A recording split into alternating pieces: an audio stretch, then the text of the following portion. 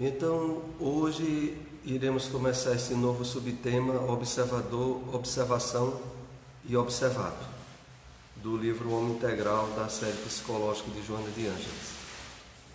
Vamos ver aqui a introdução do livro Comentários do Evangelho por Emmanuel, Evangelho de Marcos. Está no capítulo 1, versículo 20. Por onde formos, Jesus, Mestre silencioso, nos chama ao testemunho da lição que aprendemos. Nas menores experiências, no trabalho ou no lazer, no lar ou na via pública, eis que nos convida ao exercício incessante do bem. Nesse sentido, o discípulo do Evangelho encontra no mundo o santuário de sua fé e na humanidade a sua própria família. Vamos aqui fazer algumas reflexões para dar início ao nosso estudo. Aqui Emmanuel nos faz menção ao fato que é redundante em termos de naturalidade para aquele que conhece o ensino de Jesus à luz da doutrina espírita. Porque à luz do Espiritismo, a doutrina do Cristo deve provocar uma espontânea mudança de valores íntimos, de comportamento, de atitude, de maneira de viver, a qual é para naturalmente se expressar em todas as situações do nosso dia a dia. Com o Espiritismo se desfaz aquela noção de religião como local restrito para a sua prática, na igreja, no santuário ou em algum lugar. O local agora de prática é todos os ambientes onde nós nos deslocamos. E isso deve se dar de uma forma tão natural e espontânea, onde a gente se sinta gratificado ao mesmo tempo em que está nesse processo de transformação e de mudança de valores. De maneira nenhuma, a proposta do Evangelho à luz da doutrina espírita é de estabelecer regras de comportamento onde a pessoa se esforce por fazer aquilo que a sua natureza não sintoniza. Porque, aliás, isso, como sempre, só leva aos comportamentos farisaicos. Mas não. Aqui, como Emmanuel nos chama a atenção, é para naturalmente, ao criarmos afeição aos ensinos do Cristo, entrarmos no processo de mudança interior, onde espontaneamente aquilo que é padrão no Evangelho passa a ser naturalmente nossa maneira de viver, em qualquer ambiente onde nós estivermos. Então, desfaz-se qualquer circunstância aonde a atitude psicológica e comportamental nossa se padroniza pelos ambientes onde nós estivermos. O que ainda, infelizmente, ocorre por distanciamento das pessoas que se dizem cristãs ou espíritas e ainda, de fato, não assimilaram a essência do conteúdo do Evangelho do Cristo. Mas voltando aqui ao texto, mais precisamente, ele diz: nas menores experiências, no trabalho ou no lazer, no lar ou na via pública, eis que nos convida ao exercício incessante do bem. É claro que essa proposta desse exercício incessante do bem é para ser de uma forma natural e planificadora, de maneira nenhuma imposta. Nesse sentido, o discípulo do Evangelho encontra no mundo o santuário de sua fé e na humanidade a sua própria família. Então, fazendo aqui um resumo rápido do que nós comentamos, o direcionamento é só um: mudança íntima, profunda, no padrão de valores nossos, à luz do conhecimento do Evangelho do Cristo, transformando uma nova maneira de observar, de ver e de vivenciar a experiência encarnatória, agora sob os padrões do Cristo. É isso que Emmanuel aqui nos chama a reflexão. Então vamos iniciar o nosso tema: observador, observação e observado. Boa tarde. Esse é o nosso tema inicial de hoje. E começa o texto do livro O Homem Integral dizendo o seguinte, para introduzir o nosso tema: anteriormente, pareciam existir três posturas na situação de um observador: a pessoa, o objeto e o ato. Separados, a pessoa se abstraía do todo para observar. O objeto se apresentava à distância. Sua observação, atitude, afastava o observador. Bom, vamos comentar isso, que parece um texto muito abstrato e de uma compreensão que exige reflexão em cima dele. A questão aqui é a seguinte: ao longo desse estudo que nós estamos tendo de psicologia espírita, nós temos sido muito esclarecido e chamado a questão do despertar da consciência profunda, ou despertar do si, ou do self. E esse despertar significa a percepção da profundeza do nosso psiquismo, que está além, inclusive, da persona, das atitudes que agora nos caracterizam a atual experiência encarnatória. É algo que está além disso. É esse algo ao qual vai se direcionar esse estudo também, do observador, da observação e do observado. Por que eu me refiro a isso? Porque esses diálogos que nós iremos ter hoje a respeito disso é justamente sobre um fator importantíssimo e protetor para o equilíbrio das dificuldades e aflições do mundo material em que nós nos encontramos e que inúmeras vezes destoa do que, em termos puramente humanos, nós estaríamos habilitados a compreender. Para compreender a experiência humana de uma forma ampla e profunda, só tendo o prisma espiritual para entender.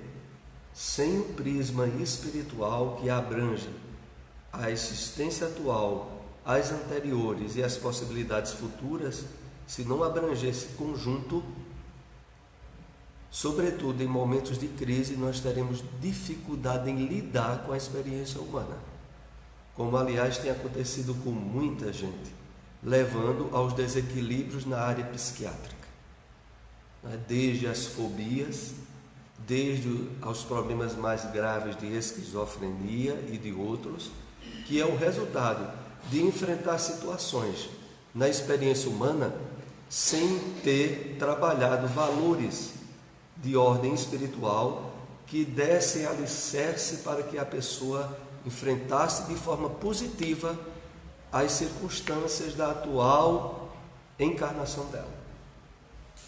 E isso tem muito a ver com esse tema que nós estamos iniciando agora, viu? Vamos ver por quê. Esses limites tornavam-se dificuldades para o comportamento unitário. Concorde com as circunstâncias, afastando sempre o indivíduo dos acontecimentos e, de certo modo, isentando das responsabilidades. Como é isso? A questão é o seguinte: sem ter a análise de compreensão que hoje nós estaremos efetivando nessa questão de observador, observação e observado, as pessoas que estão distantes dessa compreensão que a partir de agora nós estamos aqui trabalhando, elas se envolvem com a experiência que estão tendo, têm reações às quais elas se sentem pressionadas a fazerem sem que de fato fosse aquilo que elas gostariam de fazer. Como é isso? É porque, tirando o quarto elemento, que é aquele elemento que há pouco eu citei, do eu profundo, que poderíamos aqui nessa colocação chamá-lo de testemunha. Muitas vezes a gente vivencia situações na família, na vida social, onde é o seguinte: ou você tem uma saída salutar e benéfica de ser testemunha do que está acontecendo, ou se não, você se envolve com o que está acontecendo e se desequilibra. Vamos agora começar a entender. Do ponto de vista puramente humano, só teria esses 3 elementos: aquele que está observando uma situação, o fato que está ocorrendo, o objeto que faz o fato ocorrer.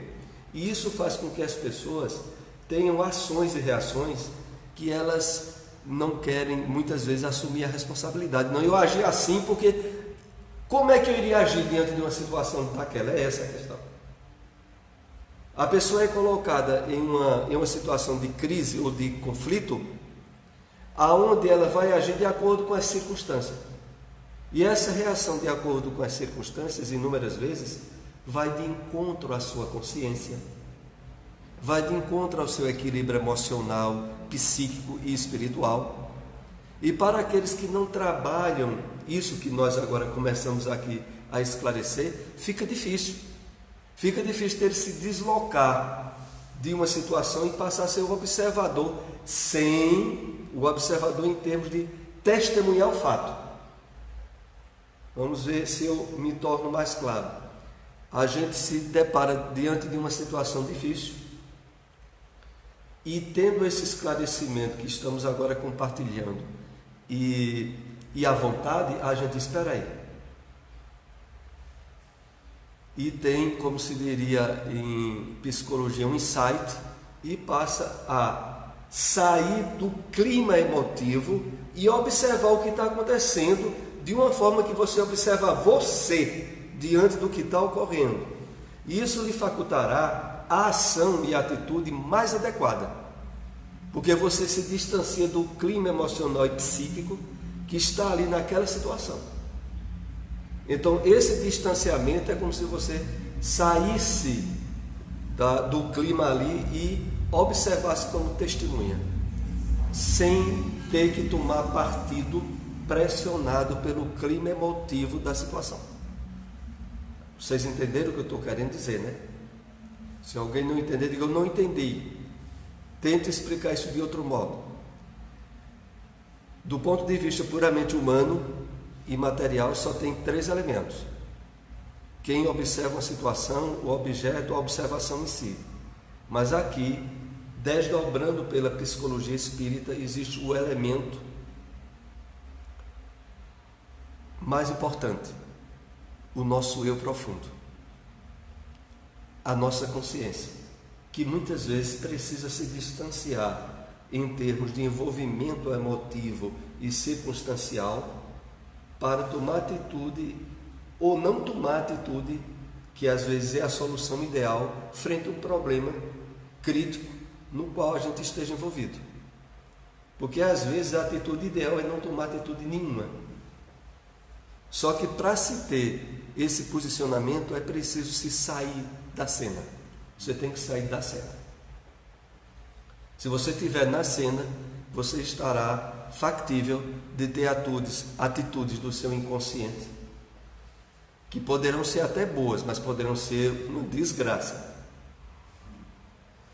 Então é isso que eu digo, é que a gente, trabalhando esse enfoque que nós estaremos agora analisando, nós temos uma outra alternativa, que não é a comumente usada pelas pessoas que não estão trabalhando um nível de espiritualidade, ou em termos mesmo de psicologia, de um amadurecimento psíquico para enfrentar as situações sem ser levado por atitudes intempestivas ou inconscientes.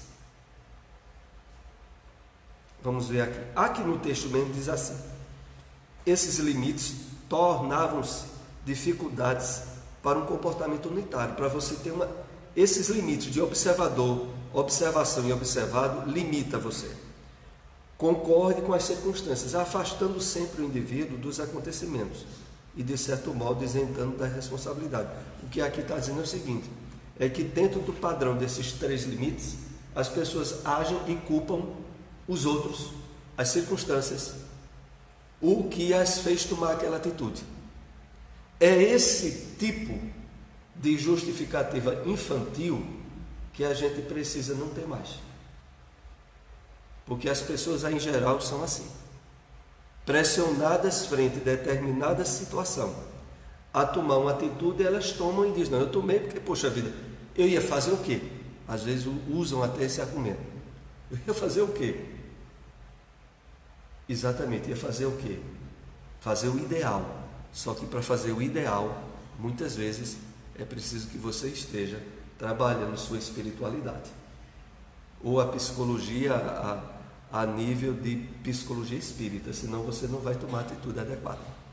Ô Soares, a nível cotidiano, isso acontece muito no meio de trabalho, né? Se a gente parar para pensar, se você é uma pessoa que trabalha com muita gente, vez ou outra vai estar acontecendo situações que você é colocado à prova, né? Certo. Porque, por exemplo, o colega de trabalho que fica sempre instigando você, instigando, e você tentando fugir e evitar, tentando fugir. Mas vai chegar uma hora que você está indo, né?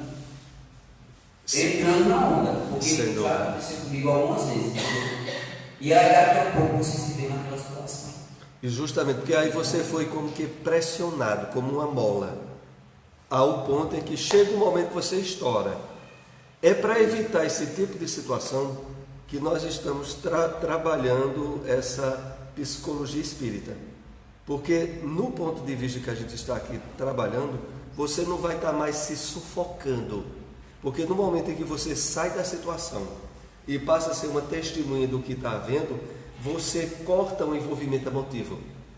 E você passa a ter, em termos racionais, a atitude ideal a ser tomada, que às vezes é não tomar atitude nenhuma.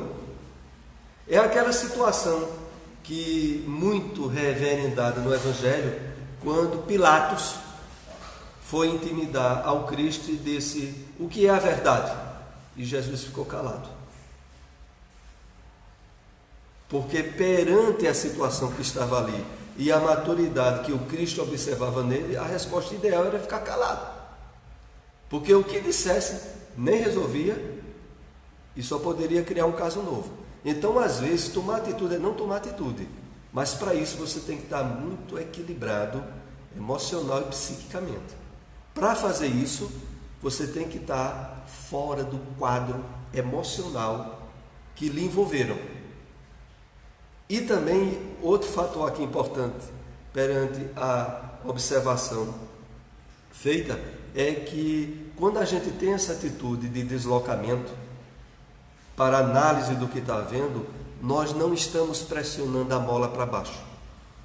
A gente está tendo uma atitude, uma ação proativa. A gente não está inerte. A gente está usando o mecanismo de psicologia que usa e direciona a carga energética ou emocional daquela situação. Você não está apertando a mola para baixo como seria, por exemplo, nas pessoas imaturas psiquicamente, de ficar guardando com a vontade de explodir. Veja. E aí realmente depois explode. É justamente para evitar esse tipo de situação que sempre resulta em consciência de culpa, depois em remorso. Puxa, porque quando a pessoa aperta a mola e estoura, depois ela tem uma reação que ela mesma percebe como sendo absurda, ou que extrapolou.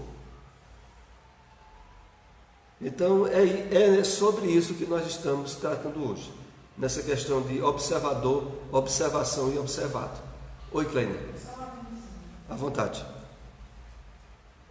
Quando a gente não pode somar, né, aí a gente ou se cala, ou nesse fato que nosso amigo aqui descreveu, ser uma pessoa que fica tirando você do seu equilíbrio constantemente, até como você falou, sair dessa situação, né, calar, mas oportunamente, é minha opinião pessoal, ter uma conversa com essa pessoa. Porque tem pessoas que, infelizmente, querem sempre puxar você para baixo. E você tem que ter uma reação. Né? Você está ali no trabalho trabalho que é para ser somado, não subtrair. O pior de... Então, se houver ocasião oportuna, eu acho interessante você chamar a pessoa numa conversa amigável e expor seu ponto de vista, sem querer ser o dono da razão, sem querer sair por cima. O chato disso, tu vê, o chato disso, desse tipo de saída que Clênia lembrou é o seguinte, é que até o momento em que você vai tratar isso com a pessoa, você fica amargando dentro, à espera de chegar o momento e dizer, vem cá, isso também está mal. Justamente perante esse estudo que nós estamos tendo aqui, que nós estamos sendo chamados a tomar uma atitude certa e no momento, e não vai ficar nada guardado. Porque no momento em que você se desloca da situação e passa a ser a testemunha, você no momento vai tomar a atitude certa, que pode ser se calar, ou pode ser dizer alguma coisa, mas você não vai dizer no clima emotivo que a circunstância se estabeleceu.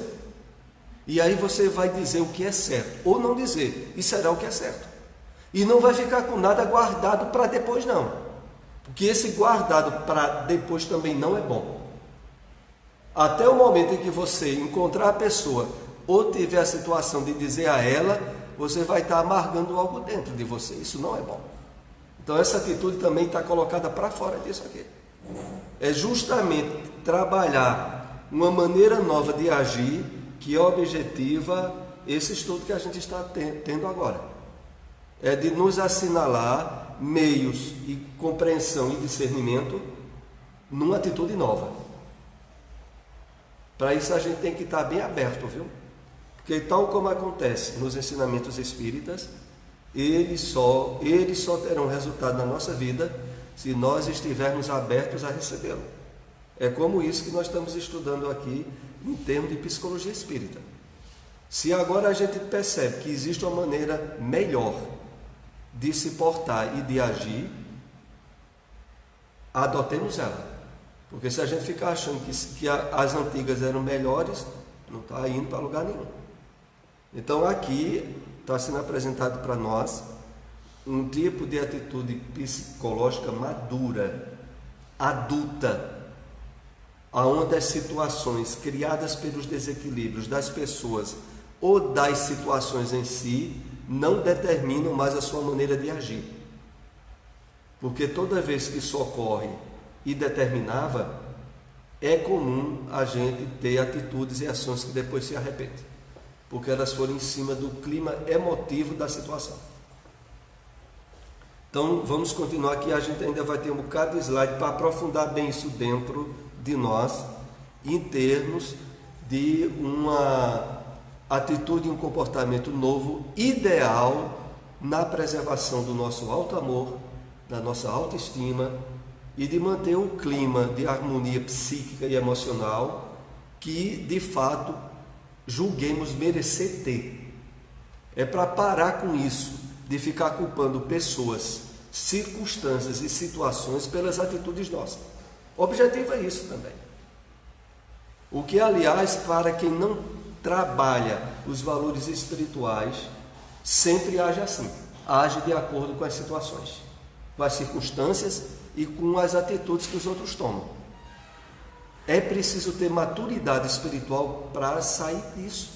E é disso que nós estamos tratando aqui. Mas isso não impede que você tenha um diálogo. Esse diálogo, Clênia, pode até depois ser possível de haver ou não, mas nós não guardaremos nem um pouco de ansiedade nem de frustração pela atitude que a gente teve naquele momento. Isso é o mais importante. Porque geralmente quando a gente guarda, quando a gente tem até a atitude de, poxa, eu não vou dizer a fulano isso agora, mas depois eu vou dizer, a gente está levando uma amargura interna. Um constrangimento interno que não é bom. Então é esse tipo de atitude que a gente também, desde que a gente esteja trabalhando a autoestima e o auto-amor, a gente não quer ter. Que é isso, os outros agem mal, e aí eu tenho que me trancar, guardar comigo para quando eu encontrar a situação boa, eu dizer a ele, beleza, né? Beleza. É uma atitude madura toda. Essa atitude é a padrão, humana. Aqui a gente está tratando de uma melhor, ideal, espiritual. Nessa, a gente não guarda nada que não preste dentro de nós. Se a gente está lidando com pessoas desequilibradas e perturbadas, a gente começa a separar bem o problema dele, o que eu sei que é certo agir, e os cuidados de preservar minha autoestima e meu equilíbrio. É isso que a gente está tratando aqui. Bom, voltando aqui ao texto, diz assim: afastando sempre o indivíduo dos acontecimentos e, de certo modo, isentando das responsabilidades. Esse final aqui do texto se refere a que quando as pessoas têm essa atitude, como as citadas, alguém lhe trata mal, e você pode reagir e reagir de uma forma desequilibrada, ou pode não reagir e guardar um ressentimento dentro de você para outra atitude que também não presta. Entre reagir, desequilibrar, não presta. Guardar para quando der bom tempo, também não dá. E aí vem essa atitude ideal, que é trabalhar a nível de consciência profunda o distanciamento da situação, onde você abre um quarto elemento, a testemunha que observa a situação e no qual você observa você mesmo. E aí preserva o seu equilíbrio emocional e tem a atitude que é ideal de ter. Pode ser que na situação seja até de falar com uma pessoa, se for com alguém que causou desequilíbrio. Pois não? Foi, né?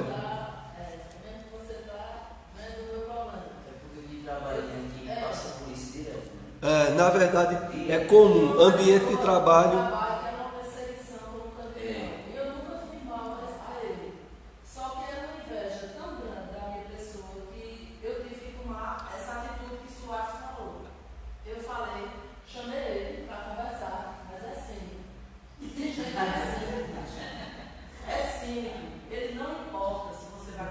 Exatamente.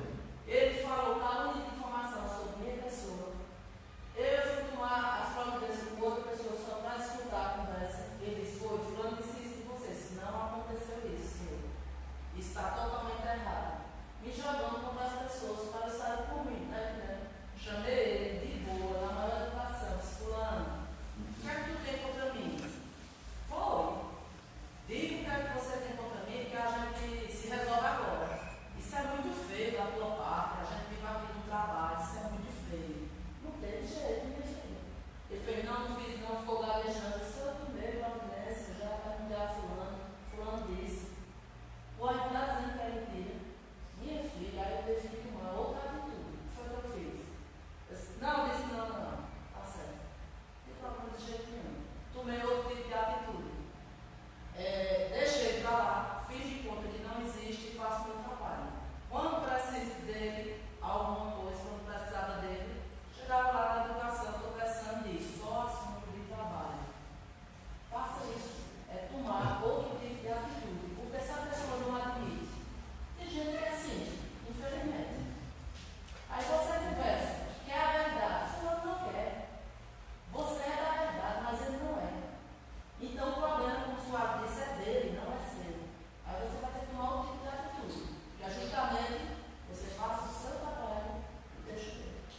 E não entre na onda dele, porque ele quer provocação. E veja, nós vivemos.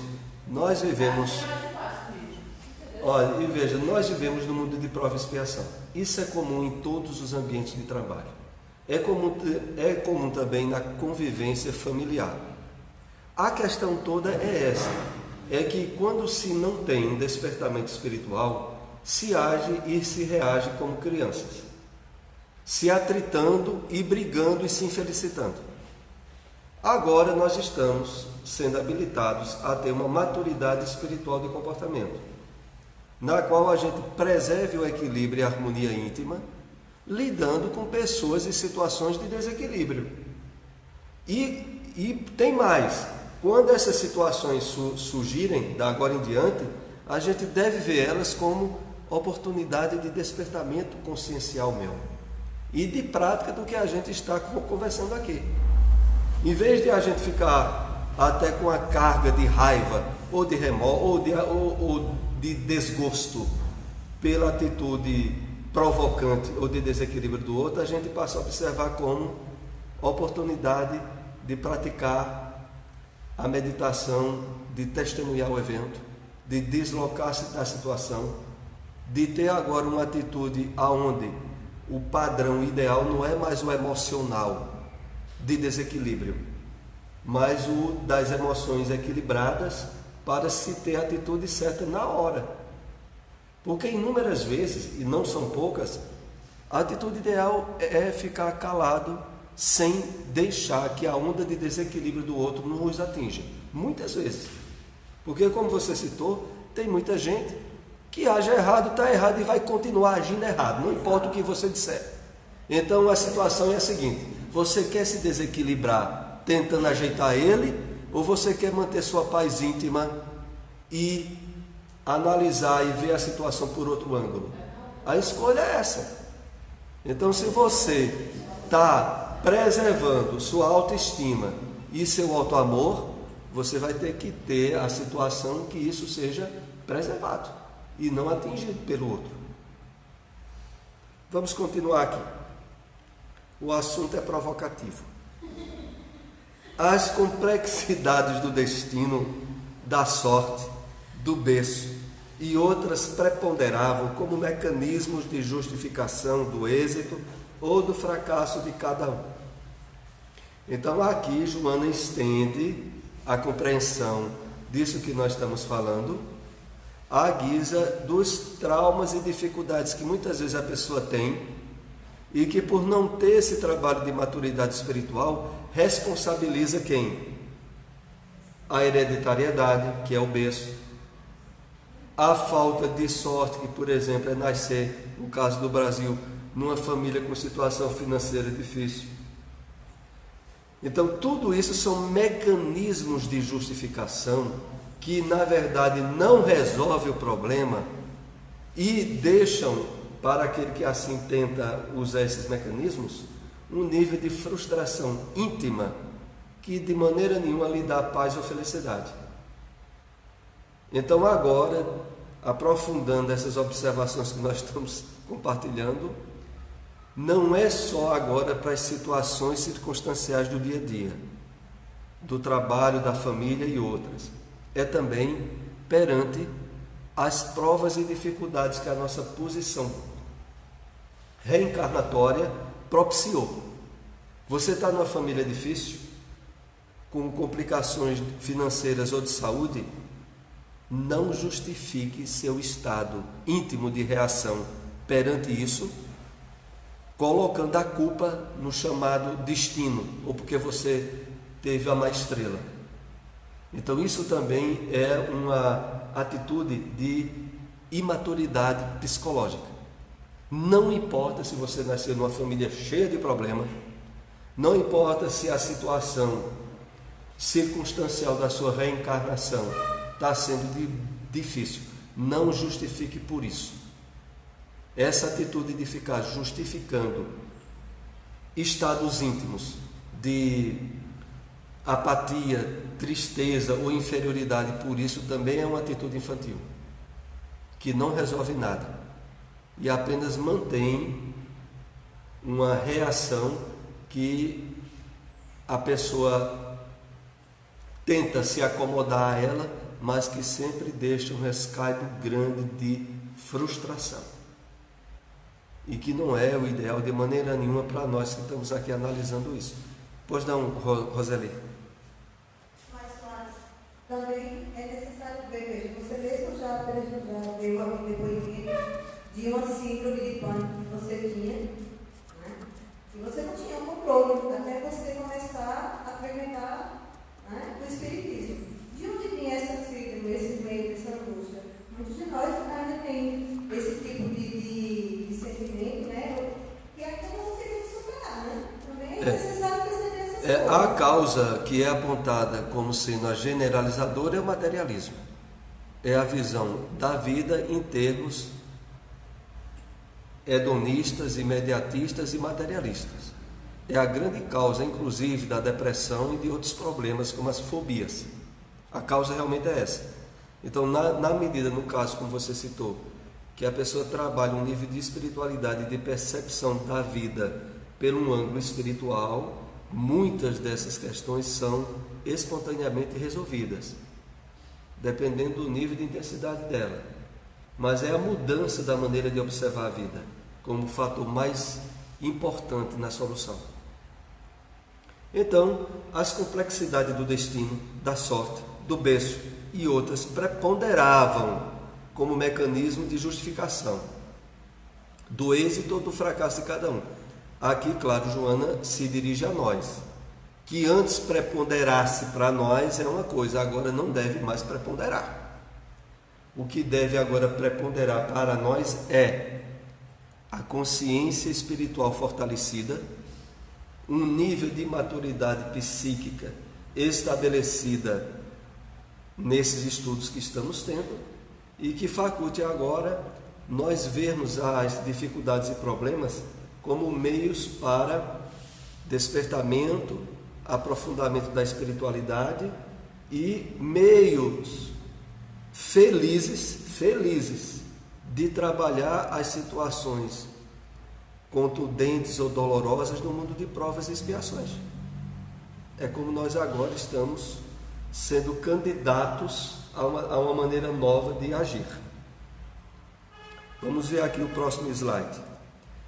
A pouco e pouco, ele se deu conta de que a unidade se encontra presente no conjunto, que por sua vez se faz unitário, assim como a onda é o mar, embora o mar não seja onda. Permanece em tal postura os critérios da individualidade pessoal, não obstante a sua integração no todo. Vamos fazer aqui algumas reflexões sobre isso. A pouco e pouco, nessa atitude madura de renovação, a gente se dá conta de que a unidade se encontra presente no conjunto. Assim como a onda do mar, embora o mar não seja onda.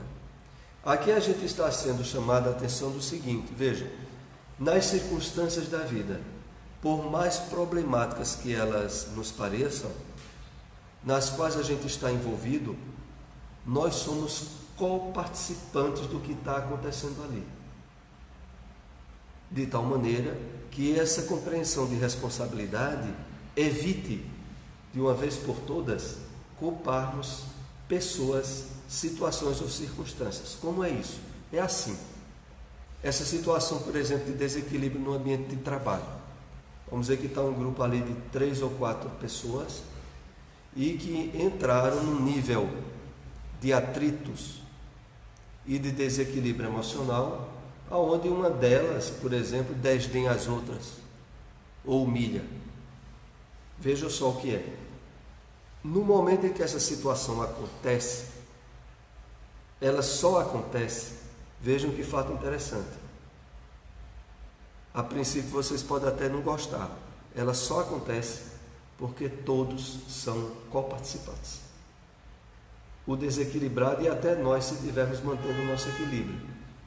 Mas aquela situação que houve ali pelo conjunto de pessoas que ali estavam e de situação que cercou aquela cena.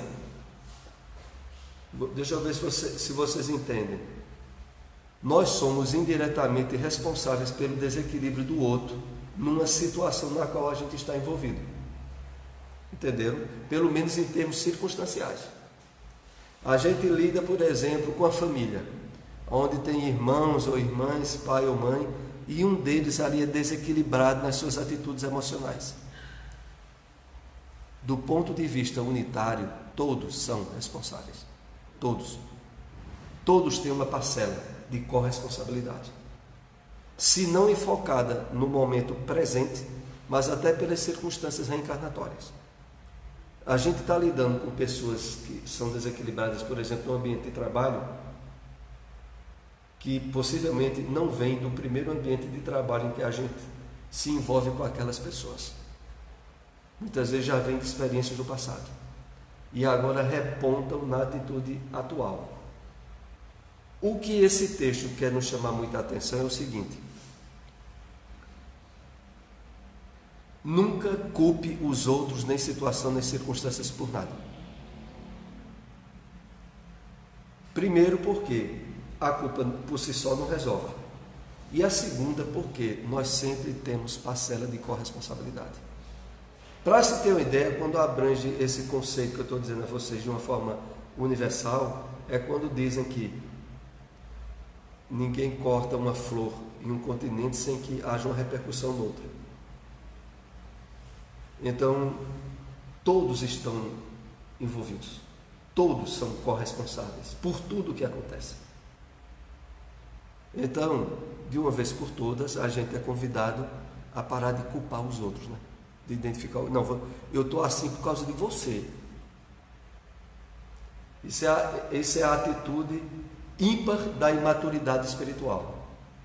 Quando numa família, no trabalho, onde for, a pessoa diz que está daquele jeito emocionalmente por causa do outro.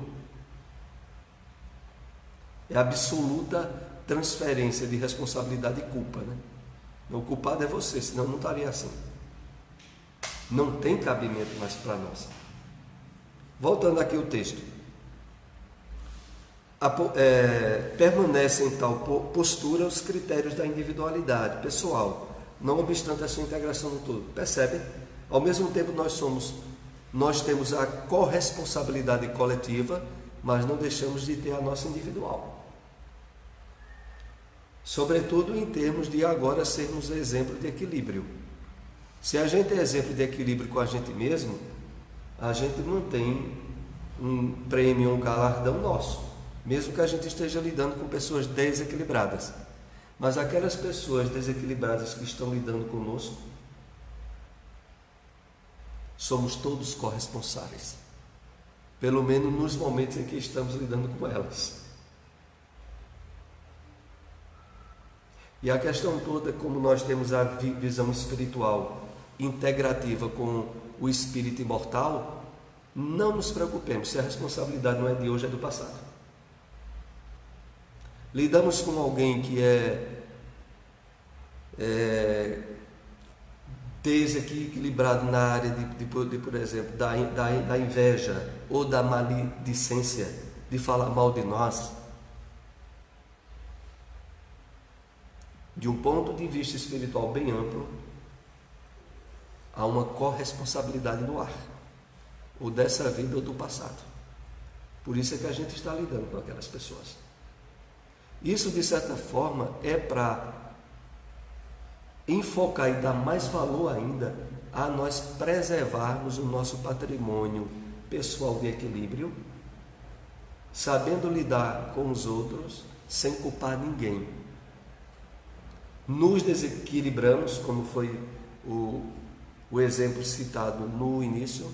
Então, como diz o ditado popular, como é a história, é assim o ditado popular: bateu, doeu, né? Toma que é teu. É mais ou menos assim, né? Não tem um ditado assim: bateu, doeu, toma que é teu. Por quê? Justamente doeu porque a gente ofereceu as aberturas e a sintonia propícia. Se não tivéssemos oferecido, não teríamos sido atingidos. Ah, mas o culpado não é o outro. Paremos. A questão toda é essa: é que, bem trabalhada a maturidade espiritual, nós paramos de vez de culpar pessoas, situações ou circunstâncias. Quando a gente se percebe em desequilíbrio, a gente é chamado a dizer: reflita, onde foi que você errou? Você, nós. Errou aonde? Não, foi porque eu... Não. A questão não era o ambiente de trabalho, o ambiente da família, não.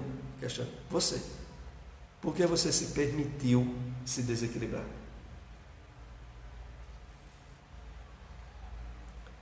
O olho que observa é, ao mesmo tempo, o olho observado, responsável pela observação. A criatura já não se isola da harmonia geral ou do coletivo, a fim de observar sem que por sua vez não seja observado. A observação faz parte da vida, que de igual modo depende do indivíduo observador. Trocando em miúdos, somos co-participantes do que acontece conosco onde nós estivermos. Há uma parcela de responsabilidade em termos de grupo. Houve ali, a gente estava ali, co-participante. Você não disse nada, o silêncio é co-participativo também. Então, o olho que observa é ao mesmo tempo o olho observado, responsável pela observação. É por isso que na área jurídica, dizem que se alguém é testemunha de um crime, mesmo que ela não tenha tomado nenhuma atitude provocativa do crime, mas se ela observou e não delatou, ela é coparticipante. Ela é o quê? Omissão. Exatamente, por omissão. É o que aqui está sendo dito em outras palavras. Você estava lá? Estava. Onde houve aquele desequilíbrio emocional, certo? Você era co-participante.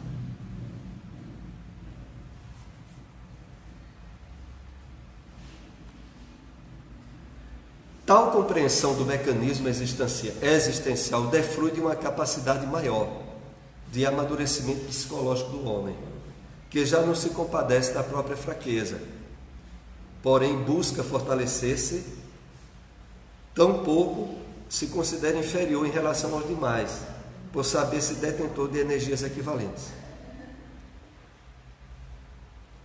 Então, tal compreensão do mecanismo vem de quê? De um amadurecimento psicológico do homem.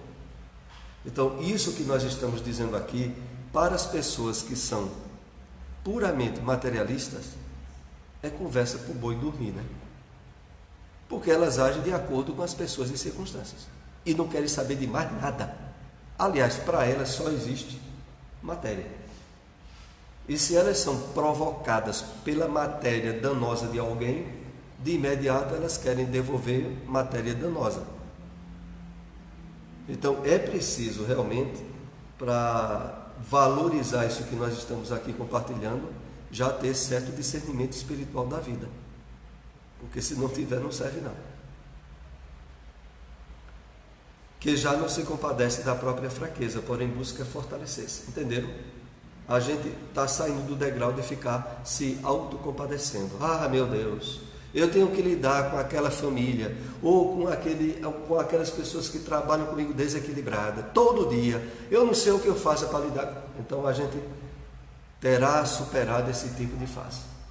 A gente vai fortalecido espiritualmente, emocionalmente, e preparado para lidar com essas pessoas de uma forma preservativa da nossa paz e harmonia interior e, ao mesmo tempo, desde que possível, ajudar os outros, mas sem se desequilibrar.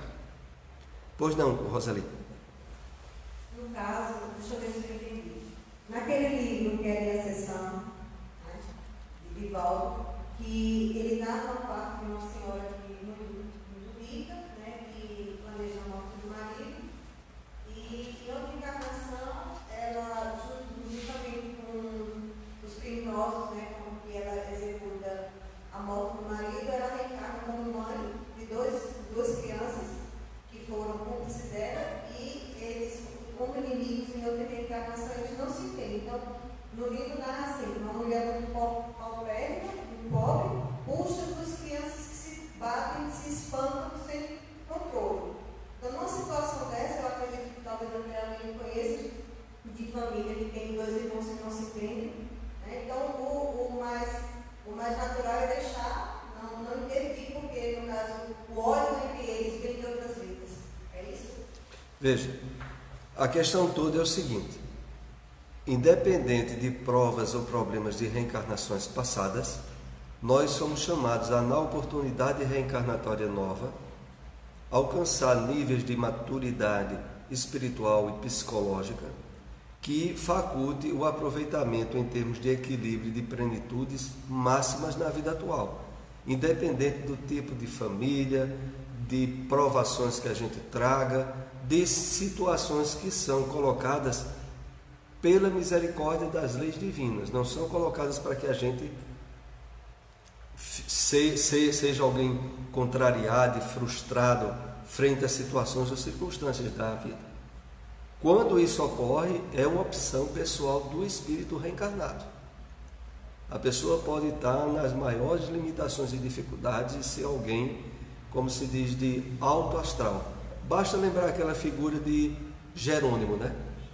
Aquele que era aleijado numa cadeira numa cama e que fazia as palestras espíritas, Jerônimo Mendonça, que tinha dificuldades inúmeras e mesmo assim era alguém alegre, de alto astral, não por fingimento, por decisão e natureza dele. Então, não importa a situação, não importa se houve um crime no passado e agora os criminosos são meus filhos, não. É por isso que a reencarnação coloca o véu do esquecimento do passado, para que agora, nos padrões da fraternidade e do bem, a pessoa alcance a felicidade possível, sem encontrar justificativas pelo passado. O passado está esquecido e está no véu justamente por isso. À vontade. Analisando essa alusão de Roseli, veja, realmente no passado ele não deve mexer nele, mas ele faz parte do nosso presente. Então, se aquelas crianças, né, não se entendem por conta do passado, já que a causa presente não justificaria, então eu acho interessante se saber disso, até para saber como é que se vai lidar com a educação dessas crianças, o relacionamento de um para com o outro. Eu acho que são coisas que são necessárias. A questão toda, veja, é que de uma forma bem ampla mesmo, a maioria das famílias que são constituídas no mundo de prova e expiação como o nosso, a maioria, não é todas, mas a maioria é de almas profundamente endividadas entre si. Então, inúmeras vezes, a gente pode ter um filho ou uma filha que a gente foi ou criminoso dele ou dela, ou vice-versa, muitas vezes, não poucas não, muitas vezes.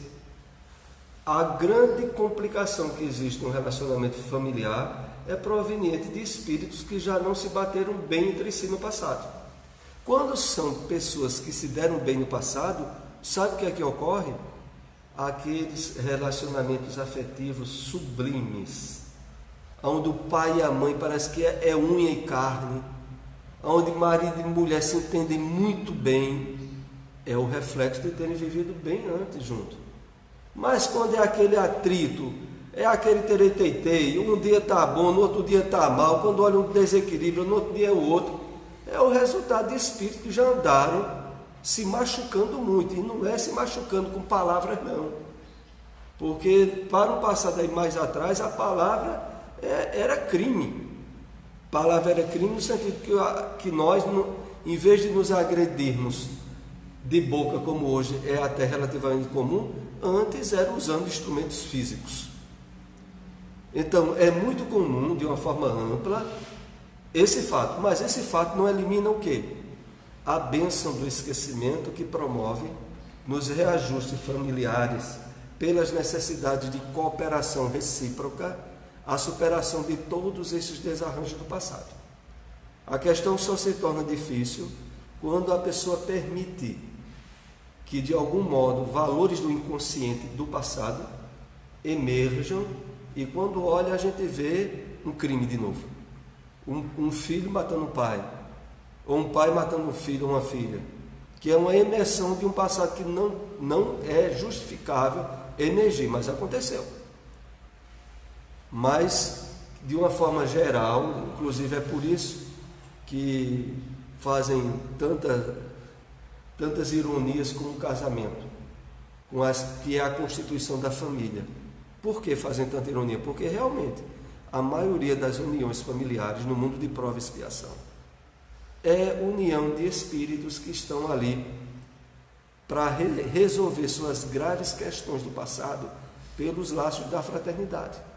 Só que muitas vezes a gente não se dobra e deixa que as coisas do inconsciente venham piorar situações novas. Mas isso é muito comum. Para a Terra, com o que é por isso que o Espiritismo diz que, aliás, Bezerra de Menezes diz que, principalmente na doutrina espírita, há um encontro de espíritos mais endividados do que a maioria que estão fora do espiritismo. Realmente a gente não é franco que se cheire, em termos de atitude, de coisas que a gente já deixou no passado, a gente está agora sendo abençoado para ver se recupera-se de vez, porque os atrasos foram muito grandes. Por isso é que agora a pessoa teve um encontro com o espiritismo, às vezes também com a mediunidade. Mas, voltando aqui ao texto, que esse assunto nós queremos fechar hoje, e se possível já iniciaremos um assunto novo, que é o assunto relativo ao devir, em psicologia, que nós vamos explicar isso. Então, vamos aqui para o último slide desse estudo de hoje. Mergulhado na harmonia geral, que beleza! O homem deve contribuir conscientemente para mantê-la, observando-a e com ela se identificando, observado e em sintonia, diante do conjunto que também o envolve no ato de observar. Puxa vida, é uma misturada de palavras e de termos, né? Vamos tentar ver se a gente consegue destrinchar. Mergulhado na harmonia geral é porque para nós espíritas, isso precisa ser dito muitas vezes. Tudo está no seu lugar, tudo. Deus está no controle. A felicidade é garantida para todos nós, por mais que nos desviemos da rota, mas todos têm garantido perfeição e felicidade. Quer dizer, tudo está no seu lugar. Só as coisas humanas meio atrapalhadas, fugazes e temporais, que irão se ajustar naturalmente. Então, mergulhado na harmonia geral, aí nós já tiramos essas arestas de achar que há um conflito lá no universo entre o bem e o mal. Isso a gente já tirou, então está tudo no seu lugar. O homem deve contribuir conscientemente para mantê-la, observando-a e com ela identificando, observando a harmonia geral, se identificando com essa harmonia geral.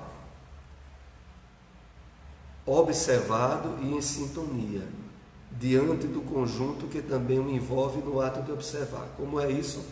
Isso é o seguinte: partindo do ponto que tudo está no seu lugar, mais facilmente a gente pode trabalhar a posição de testemunha nos grandes conflitos pessoais, emocionais, nos vários ambientes onde nós estivermos. Tem alguém que está nos tratando mal em desequilíbrio? Calma, calma, isso vai ser resolvido.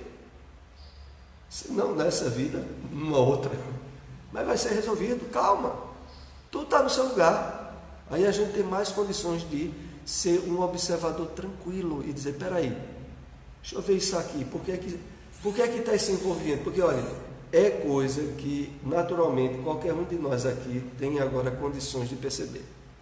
É quando se instala, de uma forma que a gente nem sabe porquê, mas sabe que se instala na família ou nos relacionamentos sociais. Quando, olha, se instala um clima de discórdia e de aversão. Tem um grupo ali, 4 ou 5 pessoas no ambiente de trabalho. Instalou-se um clima para crítica desdenhosa. E a gente percebe que parece que o ar fica mais pesado. Não sei se vocês já notaram isso. A pessoa sente, e a pessoa mesma sente que é como se tivesse ficado, criasse um certo calor no ambiente. Isso são sinais evidentes quando nós percebemos de quê? Opa, estou sendo chamado para ser testemunha e não para estar envolvido. Para ser um observador distanciado disso aqui. Porque isso aqui não está bem. E se eu for me envolver, e se eu me permitir envolver, não vai dar certo. E como eu já sei que a lei geral é que tudo está no seu lugar, por que é que eu vou me desequilibrar emocionalmente com isso que está havendo aqui? Por que é que eu vou estragar o meu dia permitindo que o desequilíbrio dos outros encontre sintonia comigo? É isso que a gente é chamado a fazer. E passar a ser alguém que vai ter a atitude ideal porque saiu do ambiente.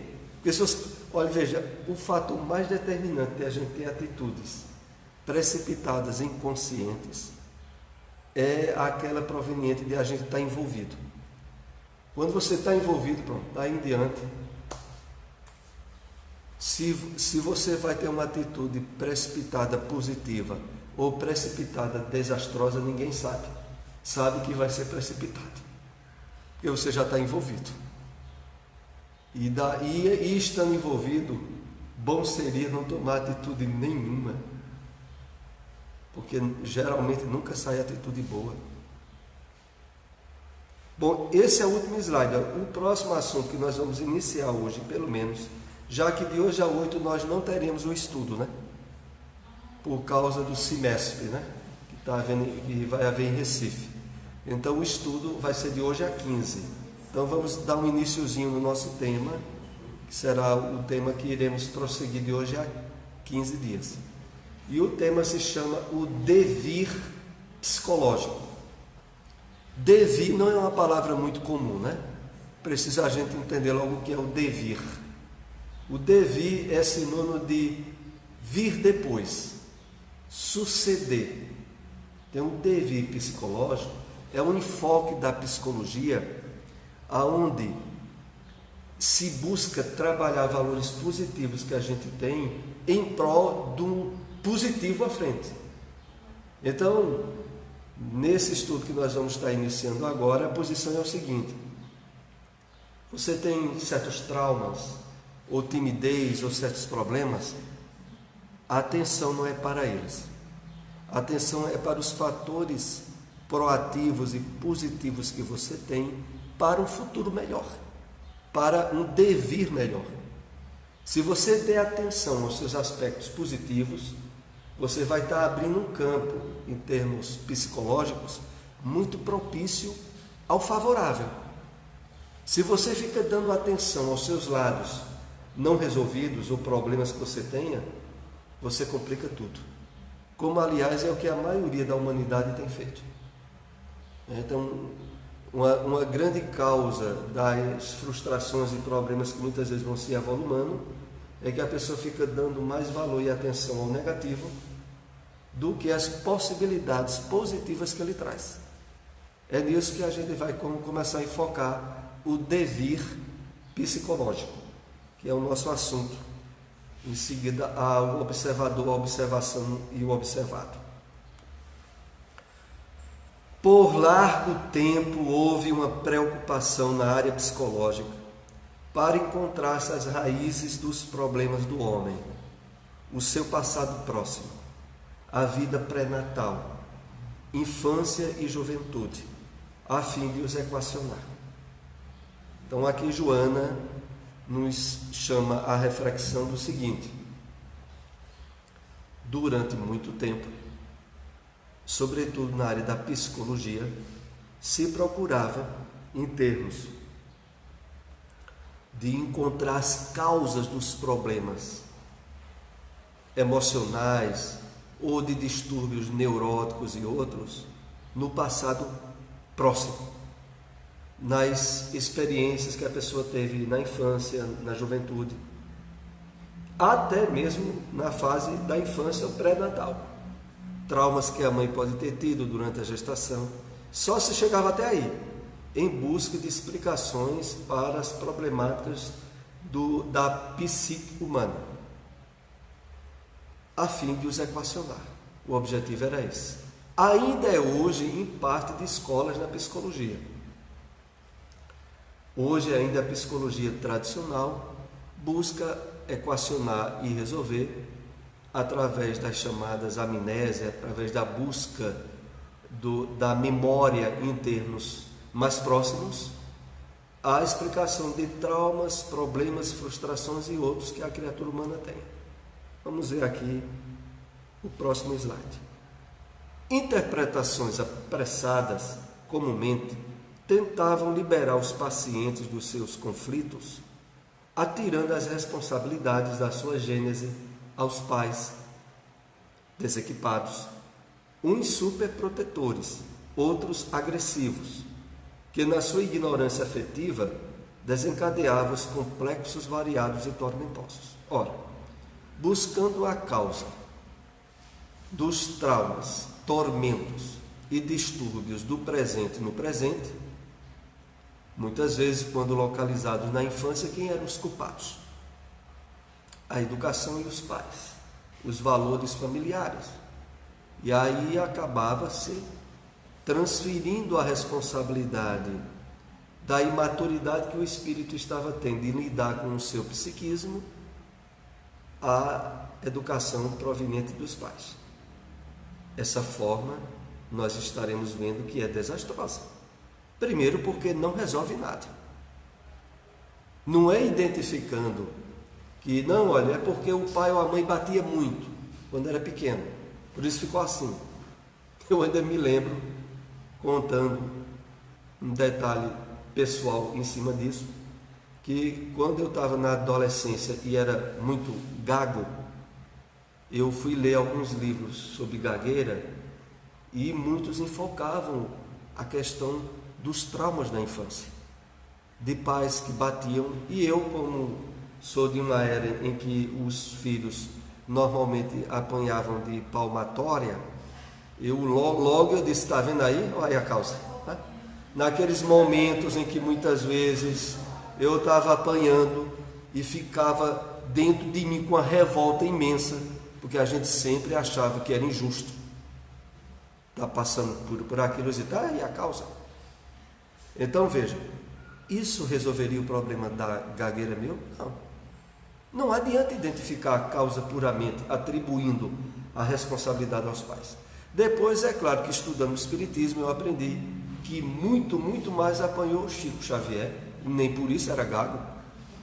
Então não se pode estar atribuindo, né, certos traumas. Não, está vendo, foi o pai e a mãe. É porque era desse jeito que educava, e está vendo o resultado. Então essa não é a forma adulta de resolver as questões. Mas então, não é todo mundo que tem o seu entendimento. Na verdade. É a sua maturidade.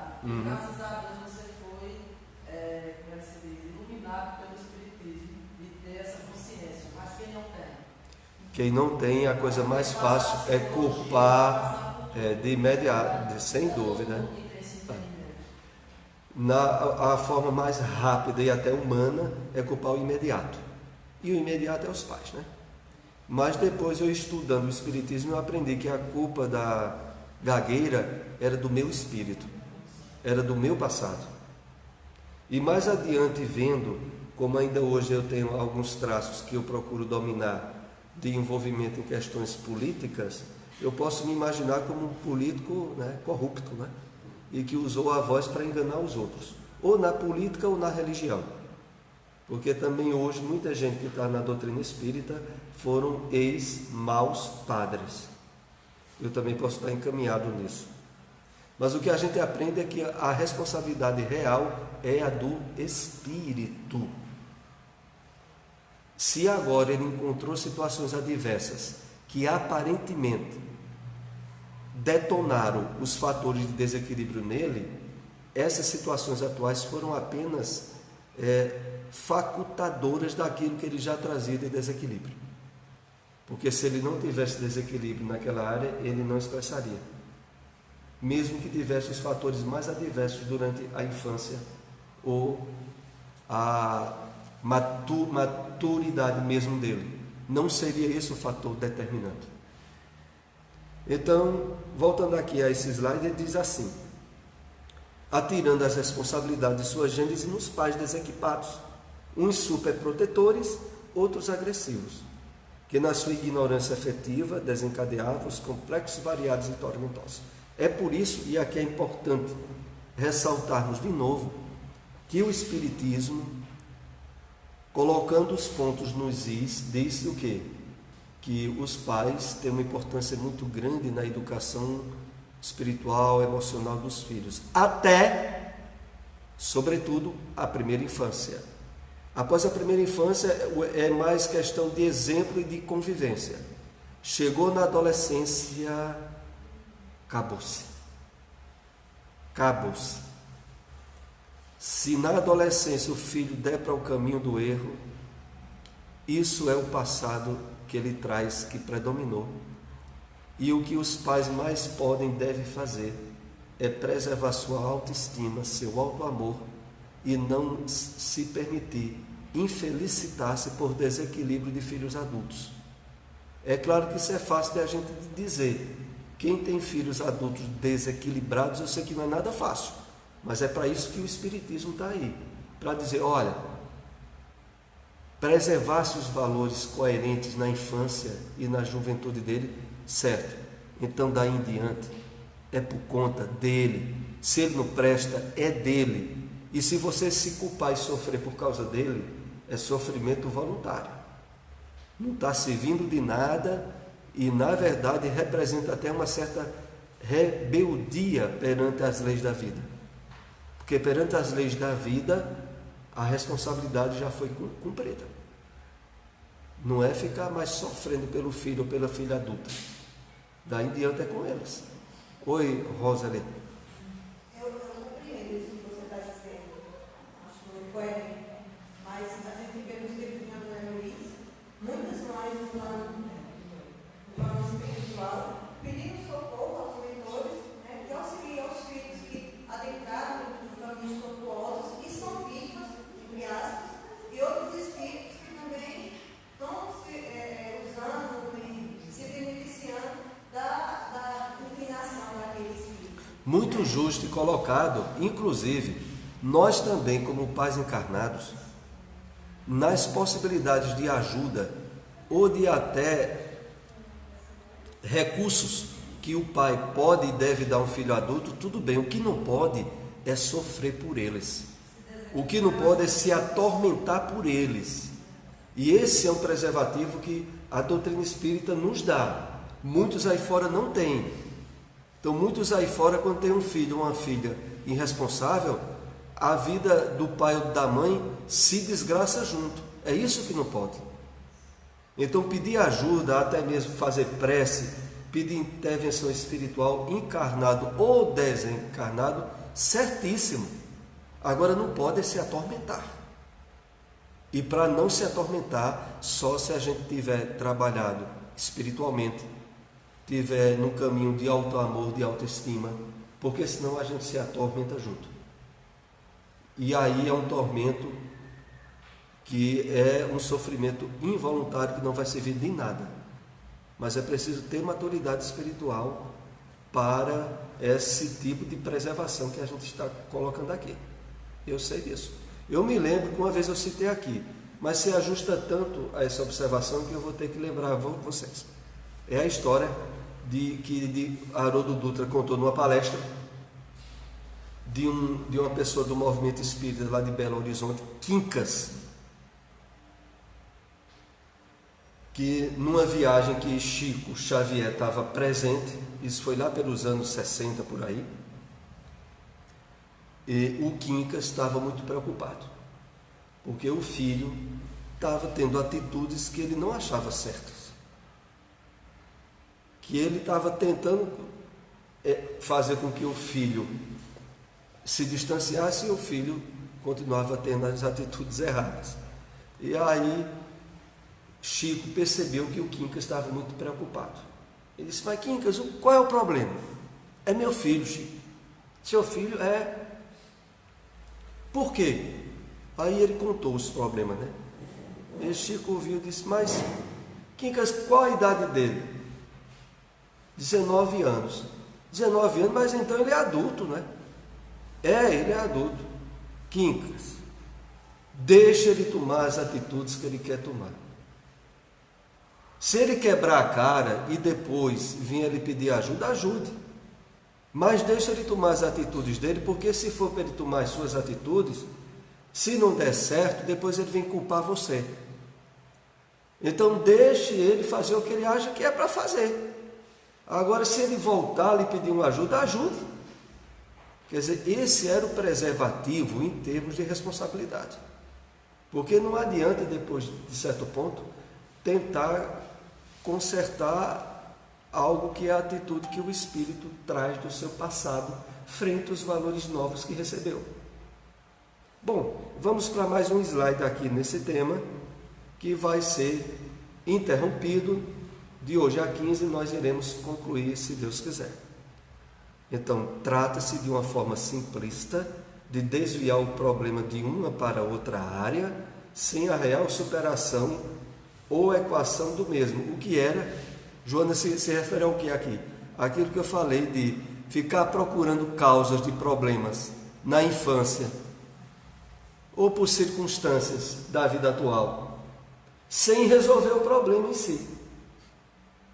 Então, é uma forma simplista de se desviar o problema de uma área para outra área, sem a real superação ou equação do mesmo.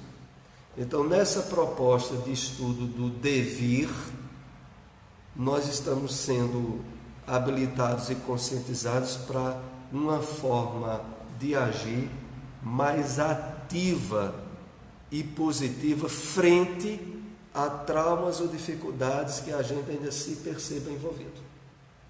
Em vez de ficar procurando e acusando o passado, situações ou circunstâncias, a gente tem uma atitude de pegar o que hoje a gente tem de positivo e trabalhá-lo, intensificá-lo na superação natural que vai ocorrer daquilo que não estava bem.